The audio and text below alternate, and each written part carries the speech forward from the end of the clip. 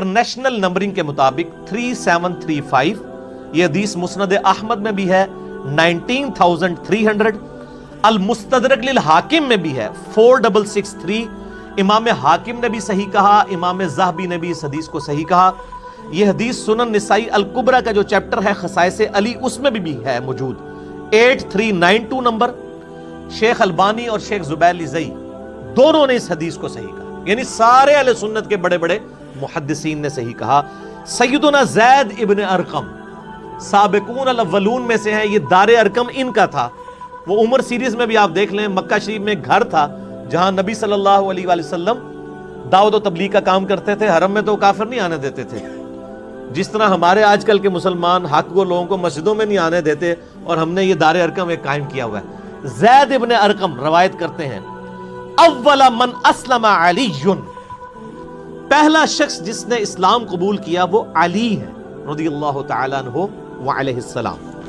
दूसरी हदीस भी तिरमिज़ी में है 3734, मुस्नद अहमद में है 19,322, और सुनन निसाई अल कुबरा के खसाइस अली वाले चैप्टर में 8391 है।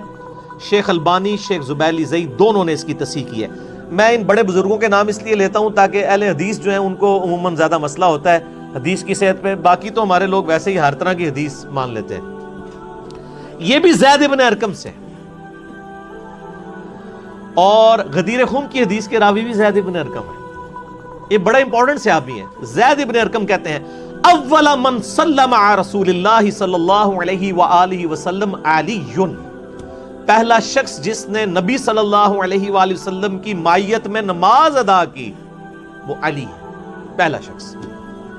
तीसरी हदीस अल मुस्तदरक लिल हाकिम में है, इंटरनेशनल नंबर के मुताबिक 6121, इमाम हाकिम और इमाम ज़हबी ने सही बुखारी और सही मुस्लिम की शर्त पे इस हदीस को सही कहा, और इसके रावी हैं कैस बिन अबी हाजिम ताबी अल मुतवफ़ा 90 हिजरी। इस बंदे का नाम आप ने याद रखना है, कैस बिन अबी हाजिम। ये हदीस मैं वर्ड बाई वर्ड आपको पढ़ के सुनाता हूं, इसकी लज्जत ही उस सूरत में है। ये अल मुस्तदरक लिल हाकिम मेरे पास है, ये पढ़ी हुई नहीं है, पढ़ी हुई भी है, इसमें से वर्ड बाई वर्ड अल मुस्तदरक लिल हाकिम। इंटरनेशनल नंबर है 6121, ये ब्रेलवियो ने शाया की है और इंटरनेशनल नंबरिंग के ऊपर की है। इसका पीडीएफ भी अवेलेबल है, हम जेपीजी इंशाल्लाह इसके अंदर डाल देंगे। कैस बिन अबी हाजिम कहते हैं कि मैं मदीना शरीफ में था, एक दफा का जिक्र है कि मैं बाजार में जा रहा था। मैं एक बाजार मदीना शरीफ का जिसका नाम उन्होंने इसमें लिखा है अहजाज जियत, उस बाजार में था।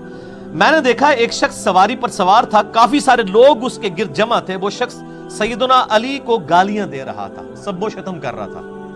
मैं बता रहा हूं ये सहाबा का दौर है। इसी इस्ना में सैयदना साद इब्न अबी वकास वहां तशरीफ लाए। साद इब्न अबी वकास आखिरी सहाबी हैं बदरी जो फौत हुए 56 हिजरी में हजरत मुआविया रज़ियल्लाहु तआला के दौर में। मुराद ये है कि हजरत मुआविया के दौर के अंदर की ये बात है, बाद की नहीं, यजीद का जमाना नहीं है, क्योंकि वो 56 हिजरी में फौत हुए और हजरत मुआविया फौत हुए 60 हिजरी में। वो वहां पर खड़े हो गए, लोगों से पूछा क्या हुआ। लोगों ने बताया कि ये आदमी अली इब्न अबी तालिब को गालियां दे रहा है। हजरत साद आगे बढ़े, लोगों ने उनको रास्ता दिया। हजरत साद उसके करीब आए और फरमाया, अरे तू अली को गालियां दे रहा है, क्यों दे रहा है? क्या अली सबसे पहला मुसलमान नहीं है? क्या वो रसूलुल्लाह के पीछे नमाज पढ़ने वाला पहला शख्स नहीं है? क्या वो सबसे ज्यादा दुनिया से बेरगबत नहीं है? क्या वो सबसे ज्यादा इल्म रखने वाला नहीं थे? यानी ये माजी की बात हो रही है कि वो गुजर चुके थे, सैयदना अली की वफात शहादत के बाद आई। इसके अलावा हजरत साद ने हजरत अली के काफी फजाइल गिनवाए, यानी बेशुमार गिनवाए, वो रावी को याद भी नहीं है। वैसे जो उन्होंने बयान कर दिए वही काफी हैं। फिर वो आगे यानी मजीद बयान करने लगे कि क्या अली इब्न अबी तालिब रसूलुल्लाह के दामाद नहीं थे? क्या वो गज़वात में रसूलुल्लाह का झंडा आगे उठाकर नहीं जाया करते थे? इसके बाद हजरत साद ने क़िबला रू होकर हाथ बुलंद करके यूं दुआ की, ऐ अल्लाह ये शख्स तेरे औलिया में से एक वली को गालियां दे रहा है। अल्लाहु अकबर।